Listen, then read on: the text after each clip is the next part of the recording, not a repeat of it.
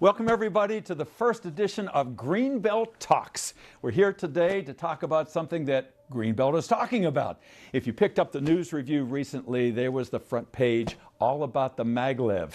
Some of you may remember when Governor Hogan returned from Japan a while back. He was raving about this super fast train in Japan. Who thought we might be getting one here in Washington? It might even be going right underneath where you are sitting right now. What do we know about the maglev? Well, it means magnetic levitation. Doesn't go on a track. It actually flies above the rails. It moves super fast. But you know, what are the consequences? What if you live above it? What if you live next door to it? And will you use it? Let's find out a little bit about that today. We've got four wonderful people here today. They're going to be sharing their perspectives on the maglev and what it might mean to our community. First of all, would you please welcome Laura Kressler, Dr. Laura Kressler. She is a veterinarian, has lived in Greenbelt for 50 years. She's going to give us the big overview. Joining us also is Rachel Cain, who since last October has been writing for the Prince George's Sentinel and will be covering the politics of this, which are complicated, as you can imagine. Brian Almquist is here, a 30-year Greenbelter. He's an engineer and he is into civic activism. We'll hear from him. And lastly, we have Susan Barnett, who's been here in Greenbelt since 1980. She's going to be talking about the environmental impact. There's an environmental impact survey study that's going on right now. She's going to be addressing that, telling us about the various routes that you've probably been hearing about, J1, J2. Where are they? Where do we stand with all of that? She's an occupational therapist by profession, so we all have a vested interest in this maglev.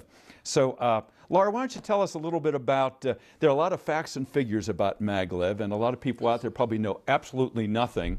So fill us in. Sure, I'll be glad to. You know, as you already said, this is an SC maglev, which is a superconducting maglev. So this is going to be the fastest magnetic levitated train that there is in the world. This particular train is going to be a Baltimore to Washington train, and eventually the plan is to extend it on to New York, but that will probably take quite a while. The trains will have probably about 16 cars. They will carry about 1,000 people, and they will be traveling at upwards of 311 miles an hour.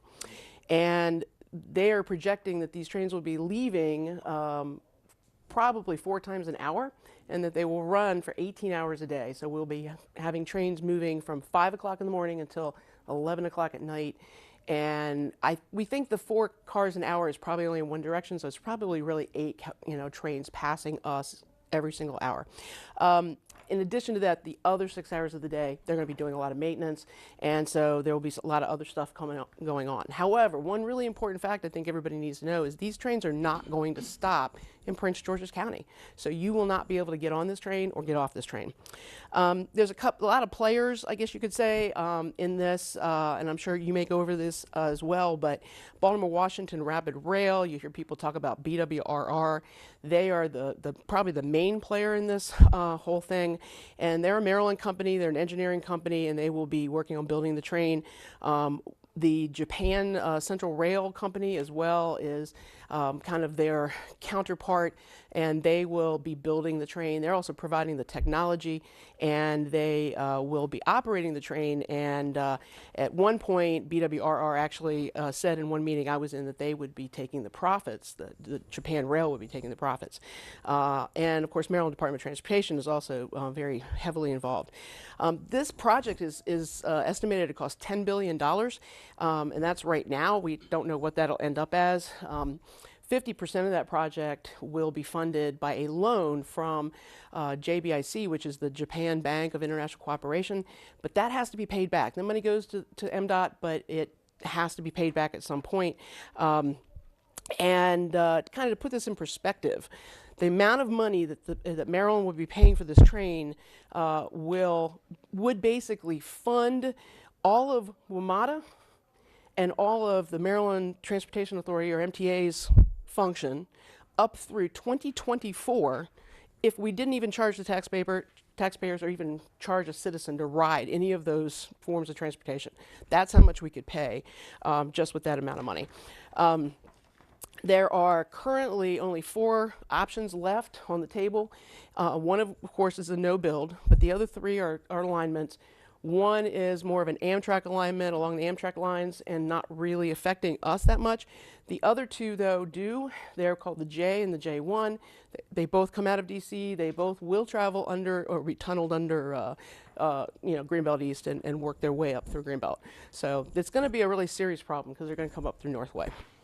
Have they done any studies to find out how many people actually would ride this? What they're saying is that the numbers are out there, that people, will ride this. And like I said, 1,000 people a train, and at least, it sounds like 8 trains an hour going by, if you sit there and do the math, at just 4 trains an hour, it's 72,000 people a day. And they say that they can fill those trains. What is the best estimate, Laura, if you know when this would be completed? By what year are they projecting? They're not really talking about probably, they originally were talking about breaking ground in 2019, but I don't know whether they're going to make that because of where the environmental impact statement studies are right now. Looks like it might be closer to 2020, but it would probably be many years after that, before it actually opens. I think I was trying to remember if I even saw the actual completion date. Maybe it was, upwards of 2025 or somewhere around in there. And you were mentioning that there would be no stops in Prince George's County whatsoever. Right. And the terminus in Washington, not Union Station I was reading, but they're going to put it near NOMA, near Mount Vernon Square. Right. They have 2 choices right now that they're looking at. And between here and Baltimore, it's just BWI Marshall. That's the only stop where there would be. That is correct. All right, so it's really not benefiting Prince George's County in any direct way, transportation-wise. And it's a problem for Greenbelt because it will tunnel out of Washington, but they have decided at the moment to bring it up out of the tunnel in Greenbelt so that the J1, which is the worst alignment for us, will come up at Northway Fields. And it will come up right in the middle of our forest preserve, right where our observatory is, about 1,500 feet actually from the back of my house and many other homes on Plateau and Northway. And it's going to be a problem. There's a lot of noise issues with it and different problems. And the traffic alone, just to get to the construction, I can't even imagine how they're going to have to come down Ridge Road, so I don't know how that's going to work. And if you read what it said in the news review, the number of streets that were mentioned there that would be impacted, they're all over. There's no part of Greenbelt that is immune from this. Yeah. Thank you, Laura. Yeah. Rachel, you've been following this story, and it seems to get bigger and bigger. I know some of the recent public meetings haven't been all that well attended because I think a lot of people don't have that on their radar yet. Are you finding that? Sure. So you find in some places that some people, there hasn't been enough information shared with local communities, and so you're finding there's been open houses about the topic and an effort to get people more involved and knowledgeable about this topic. So the history of the maglev in DC actually goes back quite a number of years. In 1998, Congress passed the Transportation Equity Act for the 21st century, which created a maglev development project. So during the early 2000s, there is a proposal for a maglev to be in the DC region, DC to Baltimore.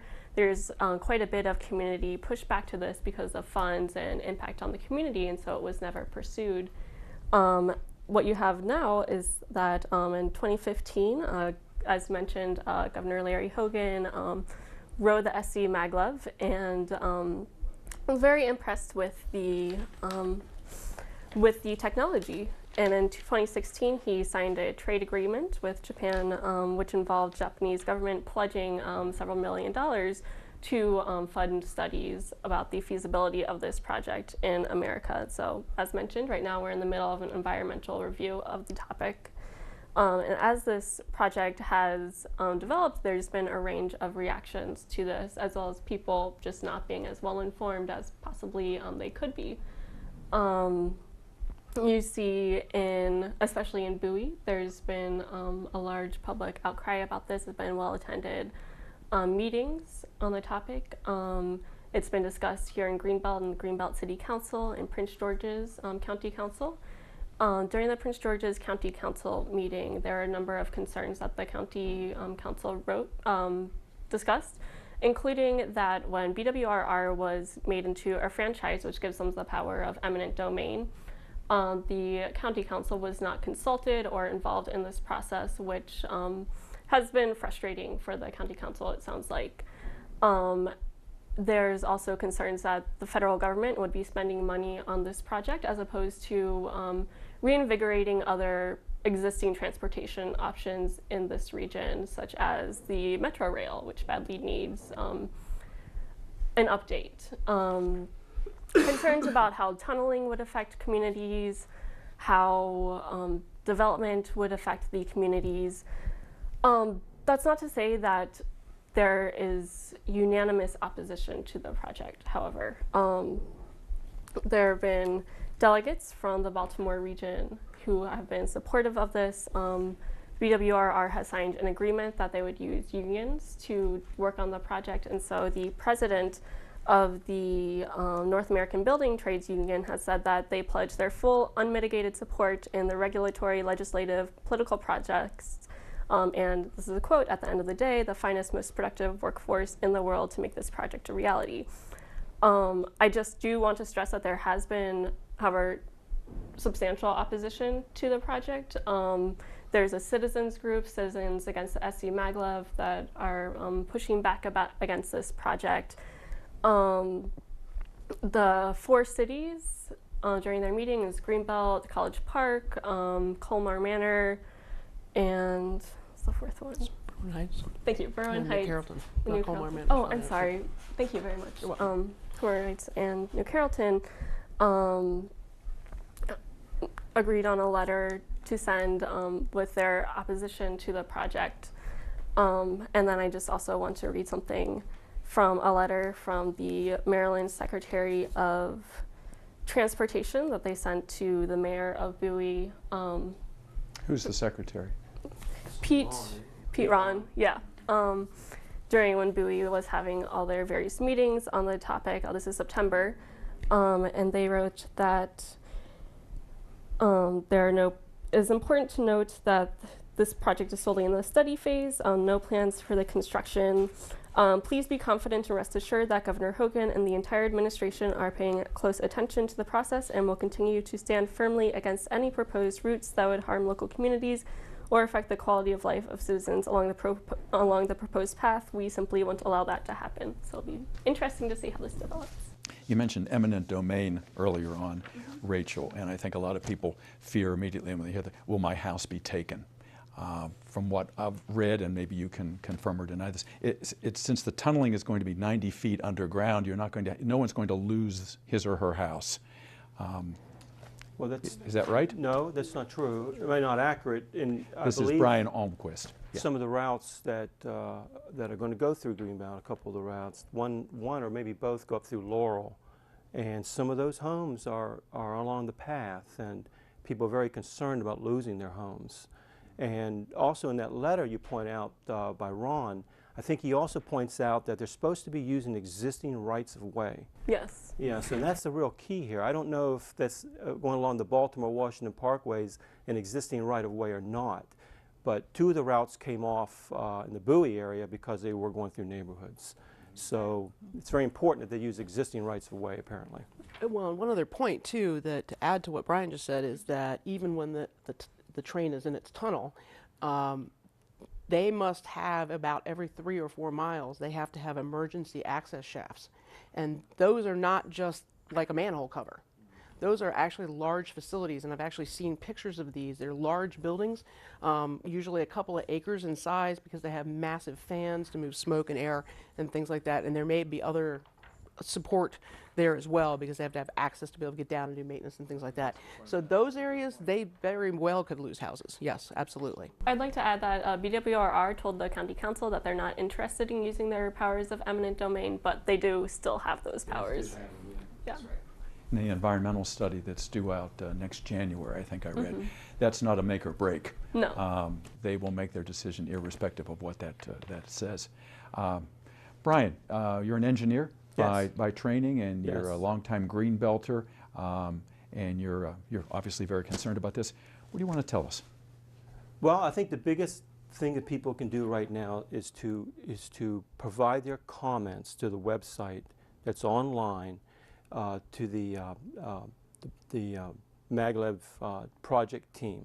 So they're getting people's comments, and you have to put meaningful comments out there. So this EIS, the environmental impact study that's underway, is to assess not only the impact of the environment, but also social and cultural impacts and impacts to your local communities. So people really need to provide their comments because they're counting these comments. They're seeing where's the opposition. And although our city council has written a letter strongly opposing the maglev train, we need the people. They need to hear that people are opposed to this. We want to emphasize that it's going to have a serious impact on our community. It's going to come up through very valuable open space and forested areas that we've worked hard to preserve. Also, it's impacting a lot of communities. It's not just Greenbelt. This is a real county-wide or statewide problem in terms of impacting the communities. As Rachel pointed out, the Bowie community has been extremely active in getting their voices heard. We haven't seen this so much in Greenbelt. Now, our council has had a workshop here in Greenbelt, but that workshop was not well advertised. It's interesting, if you drive through Old Bowie and you're on 197, there are signs all along Yes. the road, no maglev. That's but you right. don't see them here in Greenbelt. We don't. You can see the Yeah. people driving down the road with magnets stuck to the door. I was on 50 the other day, and there's cars with literally with magnets on the door that said, "Stop the maglev." That's right. We need that level of activism in Greenbelt. We have to be heard. So we're going to ask our council to hold a second workshop, and this time put out an agenda as they're required to do, and let people know that this meeting is there so people can come and voice their opinions, learn more, and also invite our state delegates and our senator, Senator Pinsky, as well as Todd Turner. None of these folks have come to Greenbelt and participated in a meeting here. And also I want to point out that there's been no official visit by the Baltimore-Washington Rapid Rail folks as they've done in other communities. There were a number of meetings held in the local area. One was at Catholic University. I forget where the others were, but they won't come to Greenbelt and put up their slides showing the routes and providing information about the train and the impact and a lot of the history and points that Dr. Kressler pointed out. So we haven't really been informed. So that's one of the concerns here, that the public is not being told about the train. Greenbelt, it's really, there's a lot of people in Greenbelt don't even know about it. What about that? You mentioned they're counting the number of replies that they get. Yes. What's the address, the web address? Well, I have it. I have it here. If I don't know if you can put it up. Yeah. I can show it. We'll do that after the fact. Okay. We'll put that up on the That's screen. fine. Yeah. But provide a meaningful comment, because they really are looking for these comments. Don't just say, you know, we don't want this train coming through Greenbelt. Say, we value our forest preserve, for example. We've worked hard to preserve that land. We don't want it disturbed. Or we have a very unique planned community. We don't think a high-speed train coming through the community is consistent with our vision and our goals for Greenbelt. You know, put meaningful comments out there. They will be read and they will be of value. We have to get the word out. And you know, Brian, talking about that BWRR not being willing to talk to us, it's very interesting, because they did come to one work session here, and I was at that work session. Yes. It was very difficult to get a straight answer out of them. I asked them very specific questions about noise. I could not get a straight answer. In addition to that, I thought it was very interesting that then when Alonzo Washington, our state delegate, has a meeting, schedules a meeting, they said, we don't have, we're not ready. Right. So he moved that meeting to accommodate them, and what happened? They didn't show. New date, and they refused to come. That's right. And nobody from Maryland even said they would come. That's right. The other thing that I'm a little bit worried about is the fact that we had a lot of strong talk from the representatives from the state and the county that did come at that meeting. Yet I just heard that now it sounds like the state of Maryland is very much supporting this train, and so it's worrisome, because some folks wanted to try to change some of the law to help us, because Maryland was a state that when there was an eminent domain case that happened up in Massachusetts quite a ways back, basically, that involved trains. A lot of states, the result was they changed their laws. Maryland did not do that, and so now we're kind of behind the 8 ball, and a few of them would like to do that, but I don't know whether we have enough support for that, and I'm hoping we do. It's interesting you point out about the state support, because in Bowie, we want to contrast this with Bowie, because Bowie was successful in getting the 2 routes removed. You had all the elected officials there, Todd Turner, Doug Peters for District 23, saying adamantly opposed to this train. They will stop this train in its entirety, meaning Greenbelt, all the communities impacted. We don't see that in District 22. Not at the community meeting that Alonzo Washington put together. Our state delegates, our state senator, our state delegates, they're working on different things to make it hard for this train to come about. But they have not said that they oppose the train in its entirety. And that's what we want to hear from them. Absolutely, absolutely. Susan, you've been waiting here, and I know you have a lot to tell us about the environmental impact. I was just reading something from Japan that they're building a line from Tokyo to Osaka. And if you're on the train, see, we have no experience in this country. We don't know. If you're on the train, everything is quiet. You don't get thrown back against your seat. But if you're outside the train, there's almost like a sonic boom, and there's a whoosh. And we're not talking about that. Even though a lot of it's underground, a lot of it's going to be above ground. Tell us, especially Susan. in Greenbelt, we'll Yes. have the above ground piece.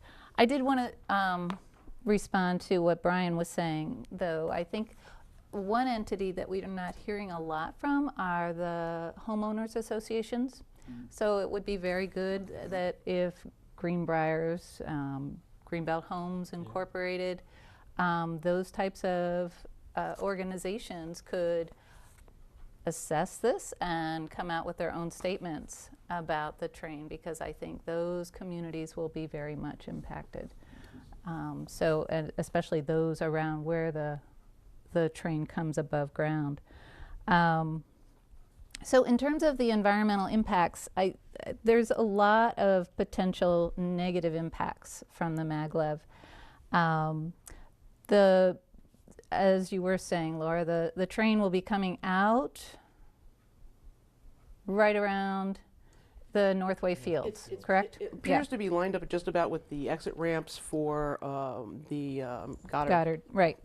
Private. So going through Northway Fields is equivalent to cutting through a portion of the Forest Preserve. So the alignment that we now know, I'm sorry, I'm having to look down at my map here, and that's going to be causing a bit of a shine because it's laminated. So the alignment that is going through the Forest Preserve will be actually aligned with what is called the Goddard branch of Beaver Dam Creek watershed. And so that is actually a stream valley that's considered a wetland of special state concern. So it has a valuable ecosystem, and it has probably the oldest trees of the Forest Preserve. So these trees have probably been around long before the city of Greenbelt was established, and could be perhaps a century old. So those would be lost in the process of building this system and clearing the path around that area. I am guessing that coming up Northway Road would be heavily impacted by trucks and the work being done to build that aspect of the train line. So other aspects of the environmental impacts would be this would pretty much take out, I would say, close to half of the Forest Preserve. And there's a lot of very sensitive plants and trees that we would lose. And in addition, we have the community gardens. So my understanding is that the train would be coming under about maybe 10 to 15 feet where the community gardens are. I could have that wrong, but I'm just going by what I've heard. So that could have an impact. Other things that would come into play would be the noise aspect. So the sonic boom that you had referred to.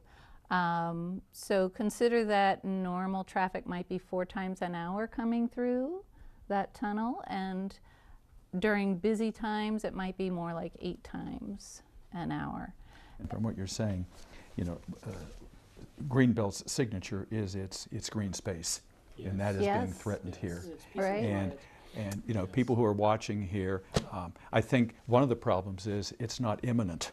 You know, it's so far down the road, and people are just, you know, homework is always important the night before it's due. So maybe because it is not, we don't see people digging and they haven't defined a route yet, maybe people don't feel that it's a critical point. But we need to start now. We need to start now. Let's wrap this up here today, and we need an action plan here. Brian, we need to go to a website, don't we? Yes, provide your comments. That's the most important thing you can do right now. All right, get those comments in there. I'm going to provide another website. Yes. So www.greenbeltforestpreserve.org. We're going to put that up there too. The homepage will take you to Keep It Wild, which is our advocacy branch for that organization. Right. And that is where we're putting a lot of the information that's coming out on this, and it will provide links to where to send letters to, and a lot of the information that's been circulated. Great. Laura, what's something we need to do now? I think the biggest thing is what Brian said, is people need to go to bwmaglev.info and they need to put their comments in. It is absolutely crucial, because technically the comment period has already closed. However, they will continue taking those comments. So we have got to get people to make them, because if we don't, and in fact, when this project originally tried to go 3 years ago, that's what stopped it. Exactly. People's Great. comments. That's So right. We've got to do it. Can I hold this up? And Rachel, I'm sure people are sending letters, we hope they are, to the Sentinel. Maybe having listened to this program, that kind of commentary will be out there as well, because that's something politicians listen to. We thank you very much for tuning in to Greenbelt Talks today, all about maglev. So we hope your appetite is whetted to find out more. Get those comments in, and I don't think Greenbelt really needs a maglev. Yeah, that's the opinion here today. We hope you agree. Bye-bye.